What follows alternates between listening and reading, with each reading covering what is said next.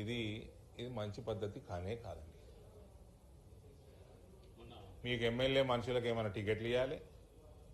ఎమ్మెల్యేని తీసుకున్నారు, ఆయన వచ్చిండు అభివృద్ధి కోసం వచ్చిండు. సరే ఎంత అభివృద్ధి చేస్తారో చూద్దాం. ఆయన చేసే అభివృద్ధి మా దయ్యతో అయ్యేటి అవుతున్నాయి అంతే.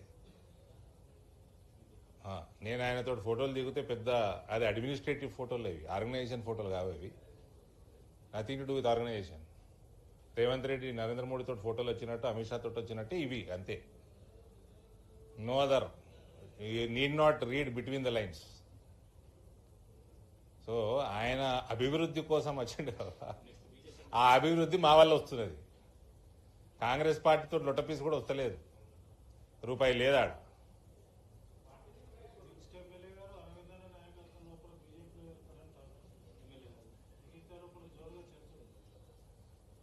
సో అదే ఇప్పుడు ఎంత చిక్కుముడు పడిపోయిందంటే మెదడు జగిత్యాలు ఎంటర్ కాగానే ఫ్లెక్సీలు చూసి ఇదేంతరా ఈయన ఇప్పుడు తెలుగుదేశంలో ఉండే ఇప్పుడు ఏడున్నాడు, ఈయన స్పీకరు జడ్జి ఏమో ఒక బీఆర్ఎస్ అన్నాడు, ఇక్కడ కాంగ్రెస్ ఫ్లెక్సీలు ఉన్నాయి.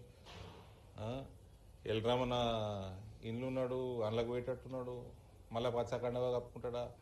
ఇది ఏందండి జగిత్యాలు ఇట్లా సత్యన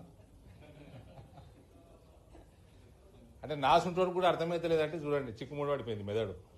మీ క్వశ్చన్లకి నేను ఆన్సర్ ఇవ్వలేను. మళ్ళీ ఆయననేమో పార్టీ మారిండు, మరి మారలేదంటున్నాడు. మరి మారలేదంటే కాంగ్రెస్ నచ్చుతలేదా, మళ్ళా మారుతాడా? మరి మారితే ఏ పార్టీలకు పోతాడో ఆయన చెప్పాలి.